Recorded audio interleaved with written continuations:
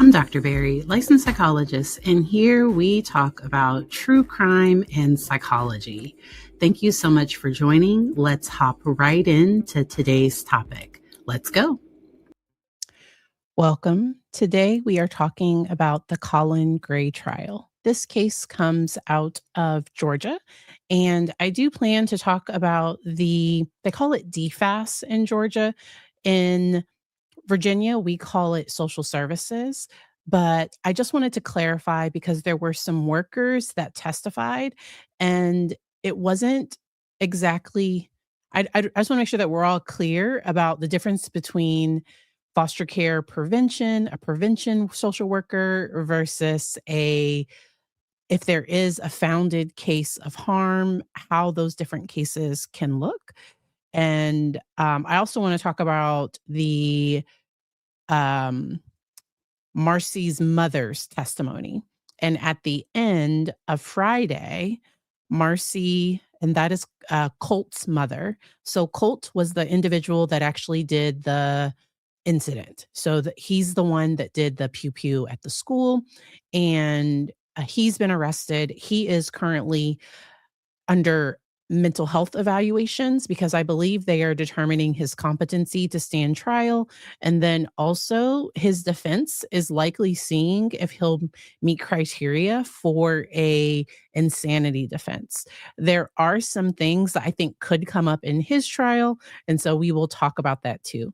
Please let me know if you all have any general questions about this case.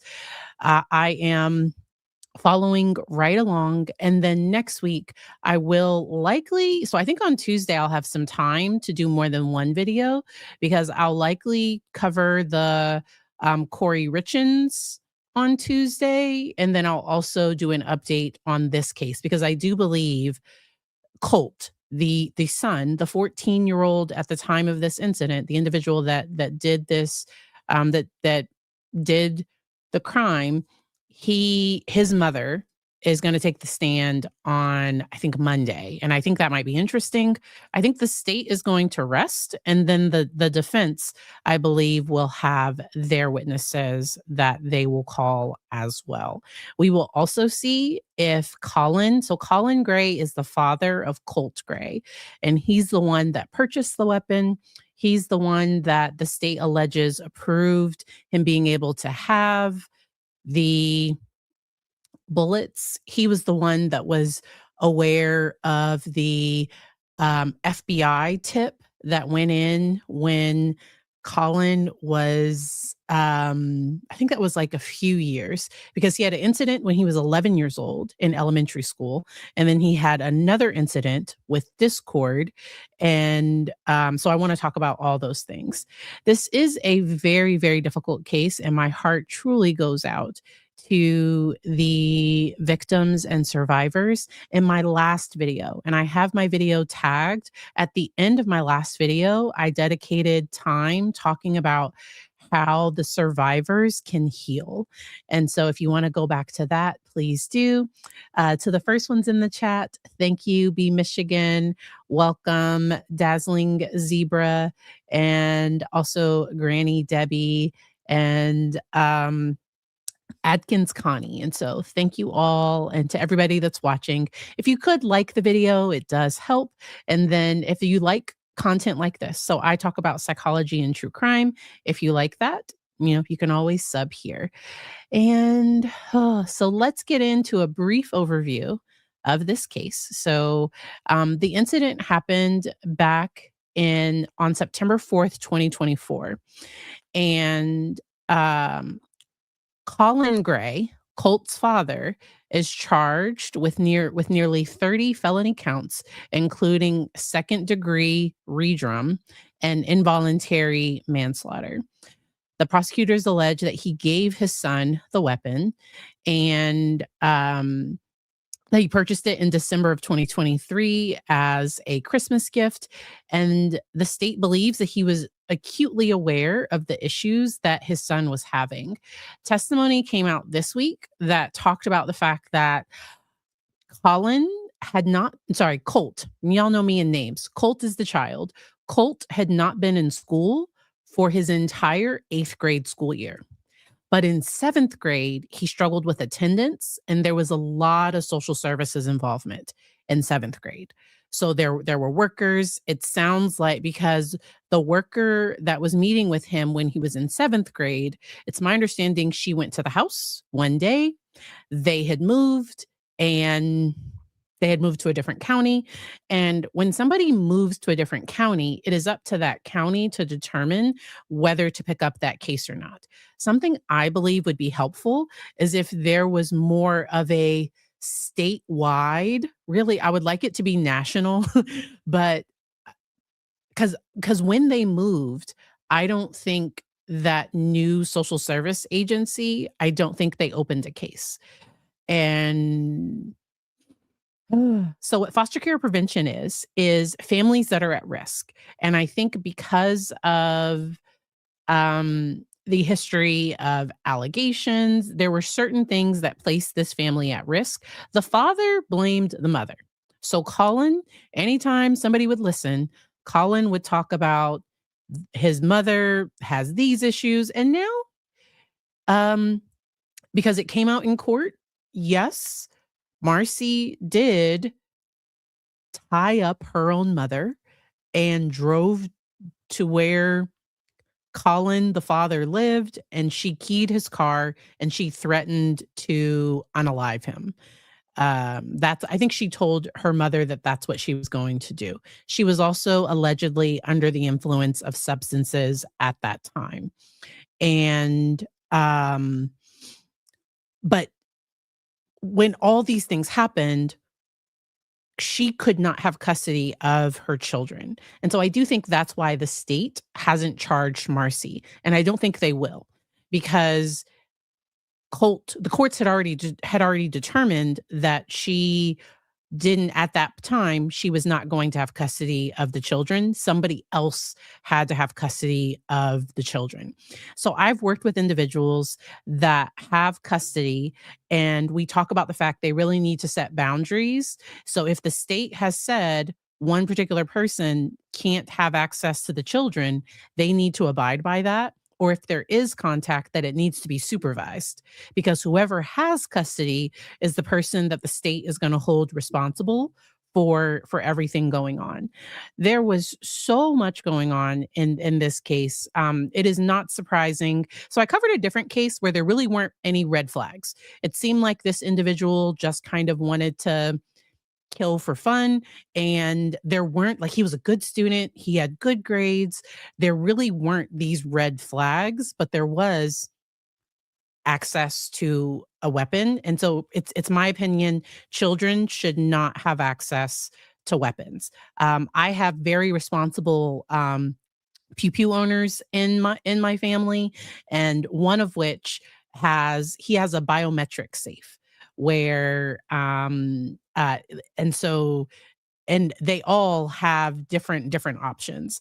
I think if I was listening correctly, I think a part of the evidence said that I think there was an actual lock for the weapon, but it wasn't on it, or it sounds like there was a way to restrict access, but it wasn't used, which is, ooh, ooh, it's a lot. True crime meltdown. I live in Georgia, and I have friends with kids that went to his high school. Wow, during that time, I was 1 mile away from the school on this day, and it seemed like the entire city of Atlanta arrived to help. So the body cam, where I believe y'all know me in names. I believe it was Natalie's mother.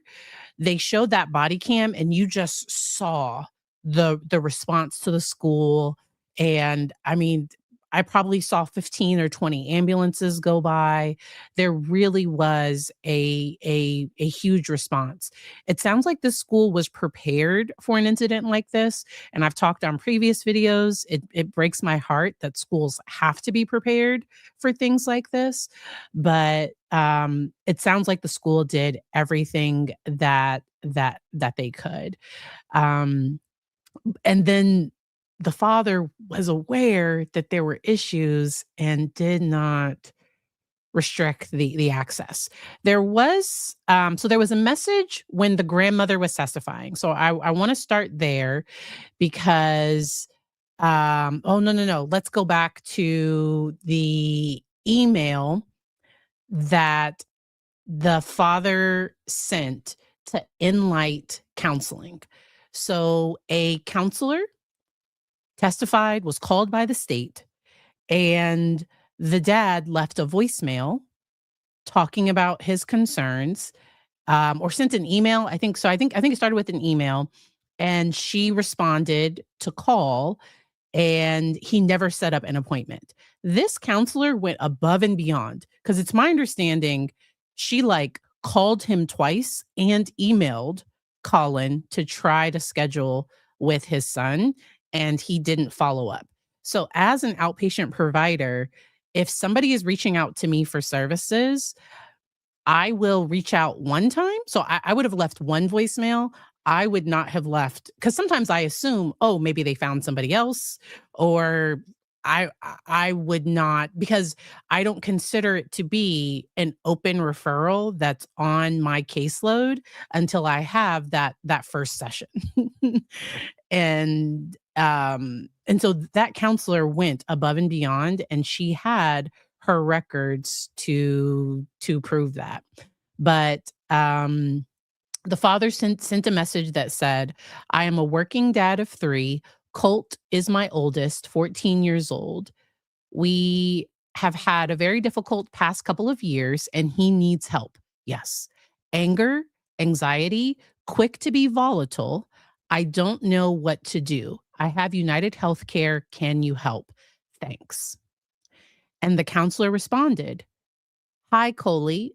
Thank you so much for reaching out. Would you mind sending me your number and I can give you a call to discuss services and see if you would be if I would be a good fit for Colt.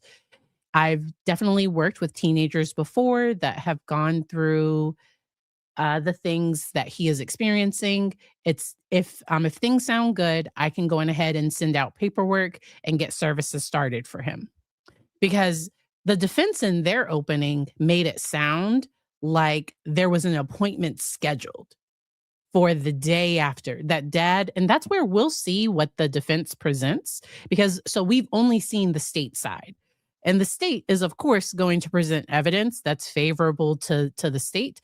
And so if the dad did have an appointment with somebody, but the thing that I like for parents to know, because getting counseling at school, Colt needed more than just counseling at school. He needed a licensed counselor.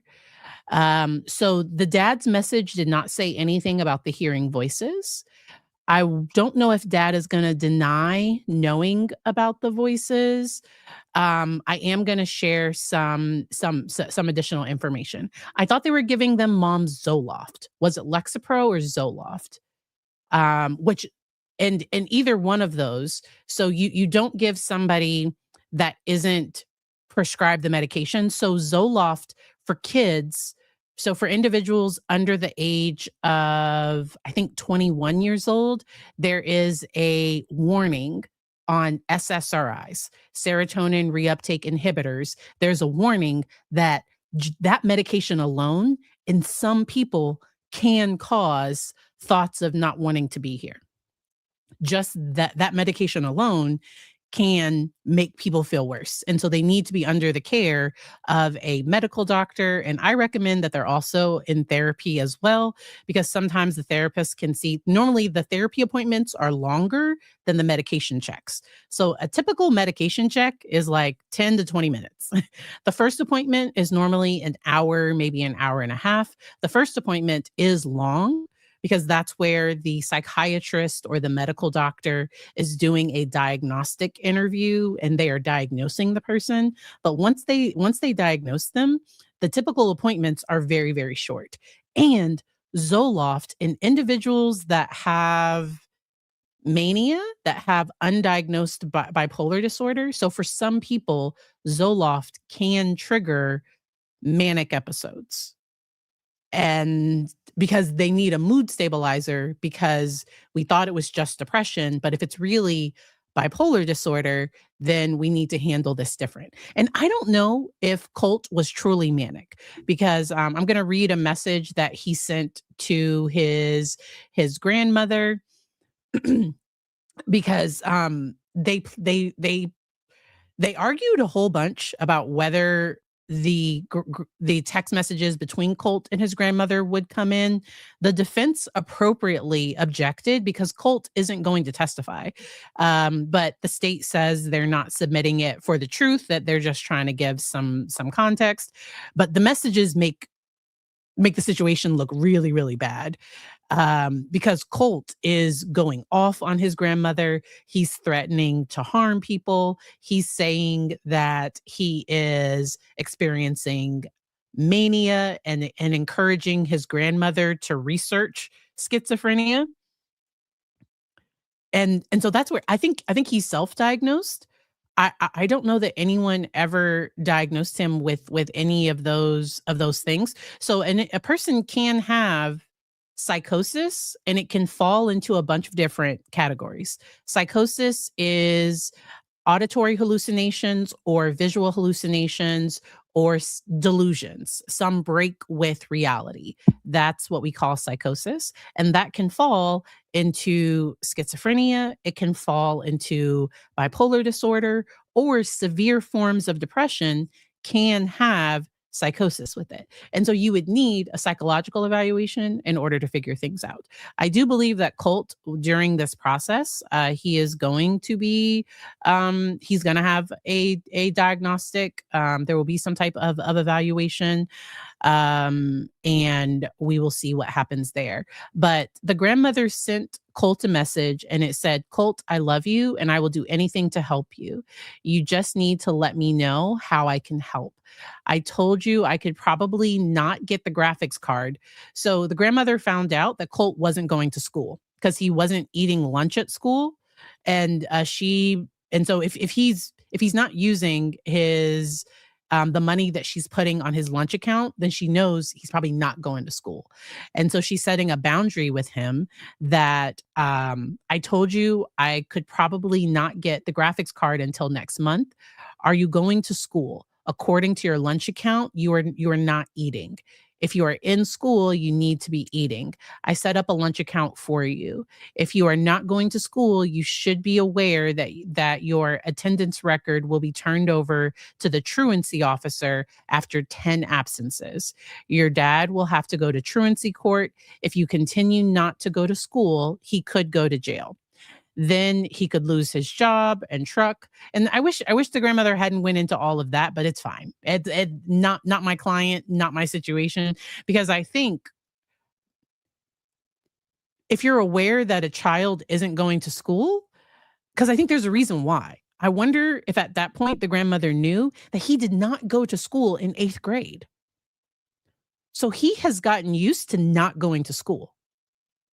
He did not go to school at all in 8th grade.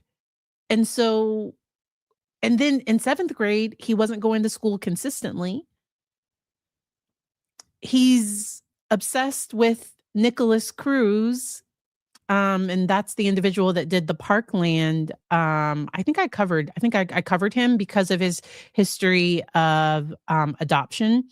I believe I covered that case here. Like the whole thing is just so much. And Trial Fan mentioned not feeling like the grandmother was helpful. She bought the bullets. But that's where she bought them to be used at the range. And I think she thought the father was keeping them away from him. So she would normally give him $100 for his birthday. And instead of giving him $100, she bought him. And so that was January. So I think when she bought, it's the way I understood things, they don't have things like, because you have to follow along. So my understanding was that maybe happened in January of 24, and we are now in September of 24. It could have happened later. I don't know. Middle school was the worst. Middle school is the worst time of year. Everybody's going through puberty. you're trying to figure out where you fit, you're trying to figure out who you are. The maturity levels really vary. Something magical, not for real magic, but the difference between maturity between 8th and ninth grade for most students, like, it can really be significant. Middle school is just ugh. It really can be the worst. When I work with clients that are struggling in middle school, I'm just like, let's just get to the ninth grade. Oh, let's just get to the ninth grade. Um, uh, wow. All right. All right.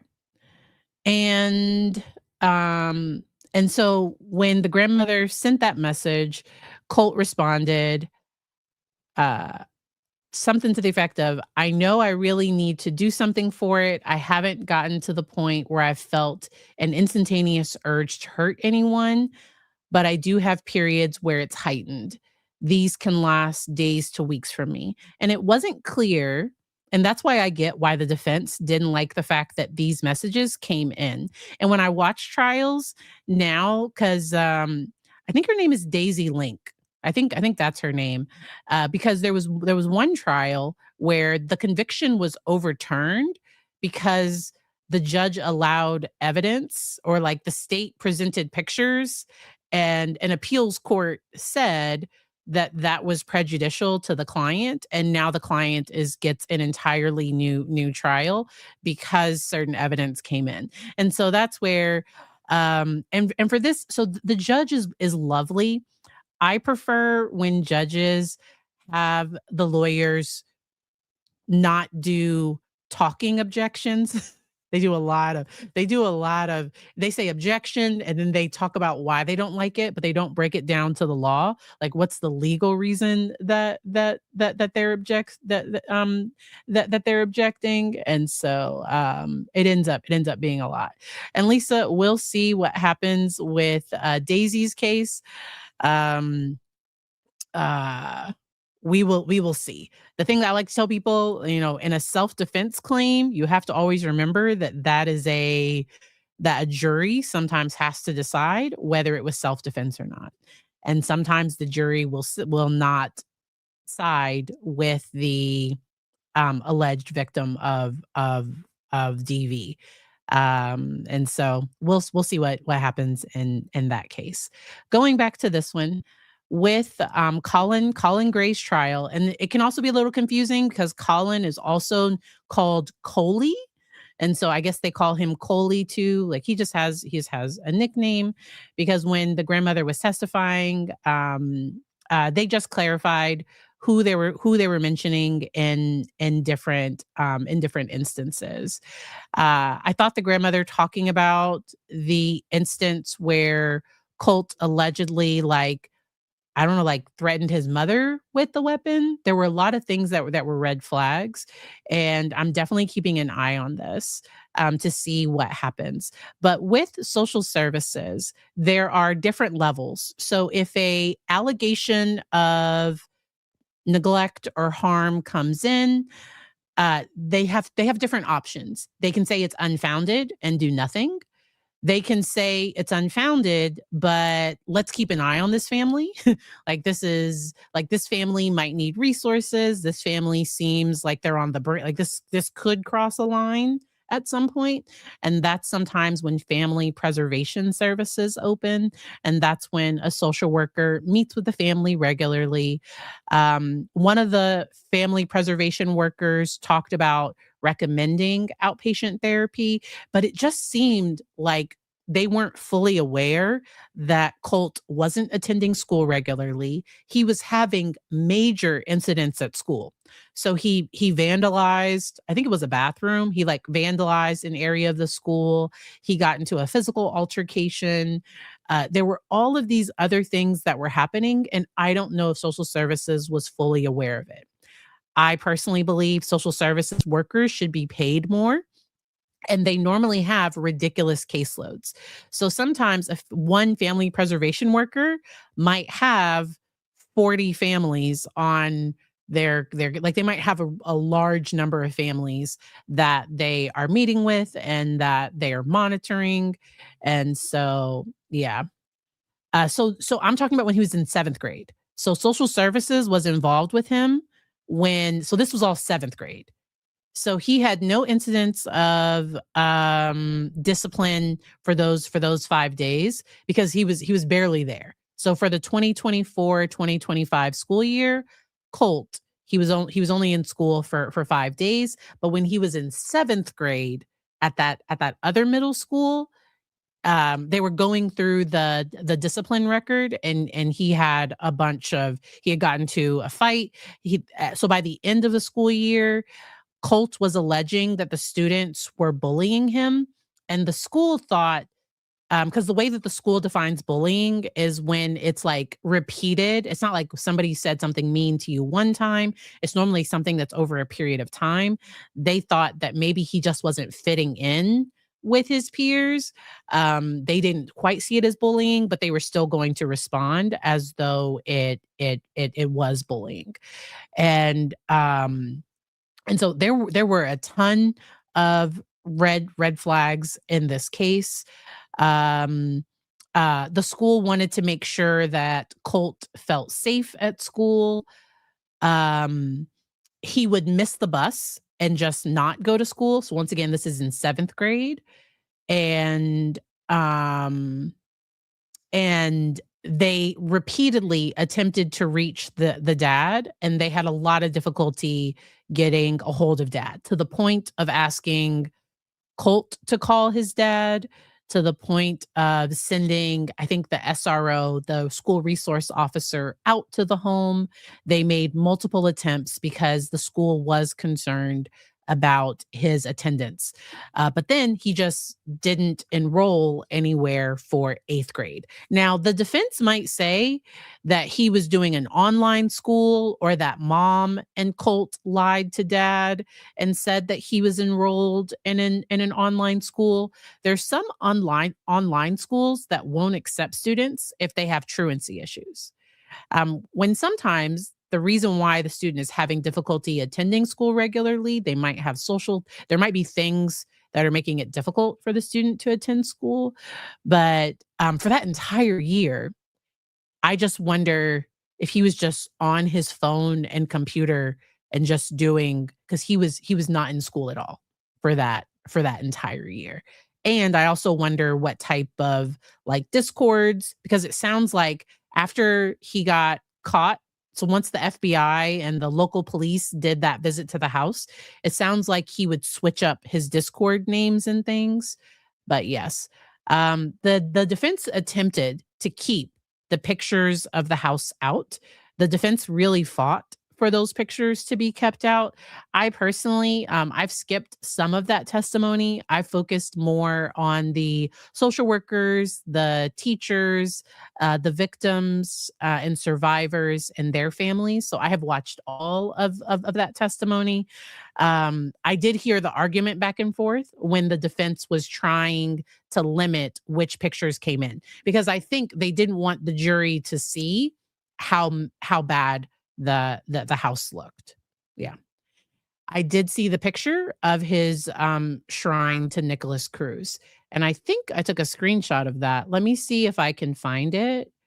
I thought I took a screenshot of it, because it was over on. So I've been watching the case with um, trial Trial Live TV. They provided really great coverage, and that's where I have been following this case. I can't find the picture of the shrine, but trust me, if you want to see a picture of that, yeah, it was bad. And the grandmother testified about um Colt talking with her about Nicholas Cruz, and she hadn't heard of him, but she did know of Parkland. She just didn't know the name of the individual. He did seem to be fascinated with him in a way that I think was concerning. And I think he wanted to be famous like that, which is also very, very concerning. Um, and that's where I think a forensic psychologist will look to see if the person is actually experiencing mental health issues, or are they feigning a mental health issue to attempt to minimize their responsibility? Because a person can be psychotic and still be found legally responsible for their behavior. You truly have to have this break with reality where you I don't want to give people examples of things that might qualify for it, but um most insanity defenses don't move forward. Here in Virginia, there was a insanity case that was accepted by the judge, and I know the family of the victim was pretty disappointed by that, based on the news reporting after the fact. Um, because I think they wanted the court process. I think they wanted this person to be legally responsible versus going to a mental health facility. Um, I think the family wanted something different, but we'll see. Um, Once again, I am interested to see what happens when the mother, Marcy, gets on the stand. She was late to court, so she was supposed to testify on Friday, but she was late, and the judge on the record, because the court, the pool camera is still recording, and the judge admonished her to make sure that she's there at 8:15. I don't think court even starts until like 9:30 or something, but the judge asked her to be there at 8:15 a.m. on Monday, and they will move forward.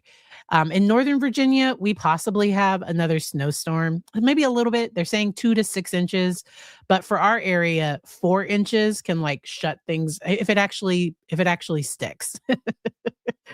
That can make the roads pretty messy.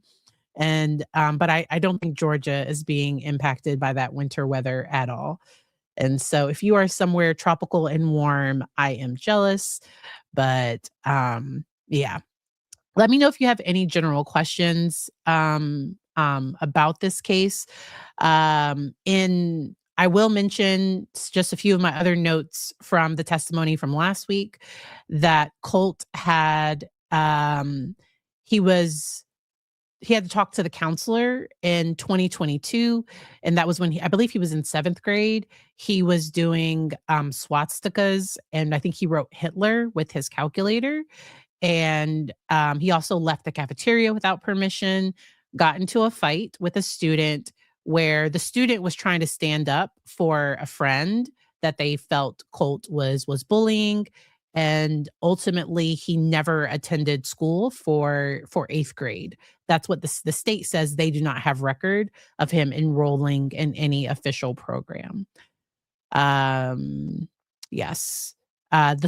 They mentioned that he struggled to assimilate to school, that the school had difficulty contacting his parents, and um, they attempted home visits.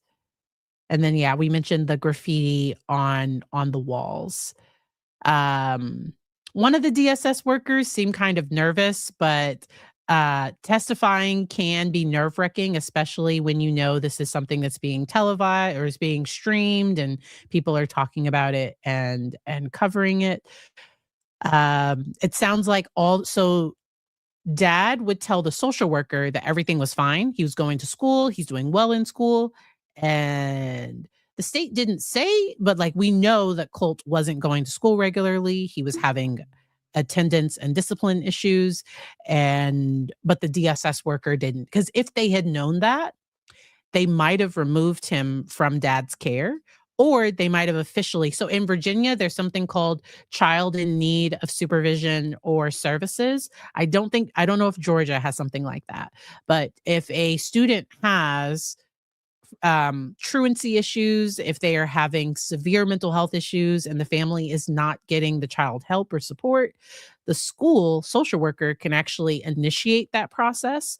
Parents can sometimes start that process too if they're needing additional resources and support, because then the child becomes court ordered to attend school.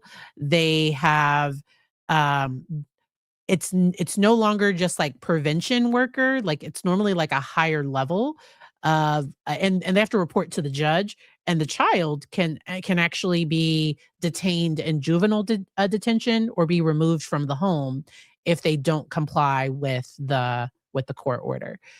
Um uh Lisa, I let me know if there are specific questions about the America's Next Top Model documentary. It's my understanding Tyra didn't really answer any, like, it just seems like it'll be painful to watch. Uh, so I've been watching The Pit on HBO. Who, if you have medical trauma, do not, but like it's a really, really interesting show. So I've been watching The Pit. I think part 2 of Bridgerton, I think might drop this upcoming week. I don't know. Yeah, I haven't watched that one yet. I did see that Courtney Clenny was back in court, and she was kind of, I think she blew a kiss and she stuck her tongue out at somebody. I don't know. Um we'll see what happens with that case. If she has a psychological evaluation, I would not be surprised if she was diagnosed with personality features, possibly borderline, histrionic. Those are some of the ones, um, based on the videos and the public information I've seen, those would be the question marks I would have. So I did see and I think after Shandy's situation from America's Next Top Model, so, on America's Next Top Model, Shandy, she was really a front runner to possibly win that season. I used to watch America's Next Top Model, and they invited male models over, and she drank a lot, and then there was, intimate activity, and it was all filmed, and producers, people could have stepped in and stopped it. She had a boyfriend, and the way it was edited made it look like she consented, but she was not in a state to give consent, and that this has been a very traumatic, a very big thing. Um, Tyra's response wasn't great in my opinion, but I don't think she'll ever give an apology or admit any wrongdoing. But that was, and I think reality TV, they often, I think they now step in, and they don't record all of it like that anymore. So sometimes they'll record like a dark room, but I think I think this was like a very open and present thing. And so, okay, so I didn't watch it. And so, somebody mentioned that Tyra did regret some things. So I've seen other interviews with the other staff from America's Top Model talking about it. But yeah, yeah. Yeah, and so that was, and I don't know if Shandy will ever, 'cause I don't know that there was anything legally done with that, but yeah. Yeah. Yeah, I love The Pit. The Pit has been amazing. Oh, and so I'm all caught up, and so Thursdays at 9 p.m., we normally either Thursday or Friday, we ended up watching this week's episode last night, but yeah, that has been great. Um Ooh, I like this. In New York State, weapons have to be locked up if you have children under the age of 16 in your home. I wish it was under 18. I get 16, but I wish it was a little higher, but that's just my own thoughts and feelings. Yeah. Um Hmm. So, Courtney Clenny, I'm also keeping an eye on Corey Richins. Her case will be starting next week. And then I saw that Lindsay Clancy, she is the mother that is claiming postpartum psychosis. That's my understanding, because I think she's going to plead not guilty. I don't know if she's doing not guilty by reason of insanity, but she's in a wheelchair. She was injured. She's now paralyzed after the incident. and her children are no longer here. And but I think they're waiting on a report. So there was something about a psychological. They were arguing over whether to record the full evaluation, including testing. And as a psychologist, you could record my interview, but not the actual administration of testing, unless we were sure that that was going to be kept under seal. Like, because there are just certain things, because often the lawyer can see the answer sheet. They might be able to get certain information, but to actually record all of the test administration, that would be, it's my understanding, that would be pretty rare. And so they might have some follow-up hearings to discuss that. I will be keeping an eye on that one as well. But so Tuesday, keep an eye out. I might do an earlier video. Let me see what my Tuesday looks like. Yep. And so I have a long break from 1 to 3. So I might end up doing a video depending on if I'm all caught up with my notes and everything. With our storm, I might end up having to rearrange some people next week. But I might end up going live around 1 o'clock, and then I'll definitely go live at 6 p.m. on Tuesday. And I appreciate you all. I hope you all have a safe, wonderful weekend. Be kind, don't do crimes, and I will see y'all next time. Have a good one. Bye.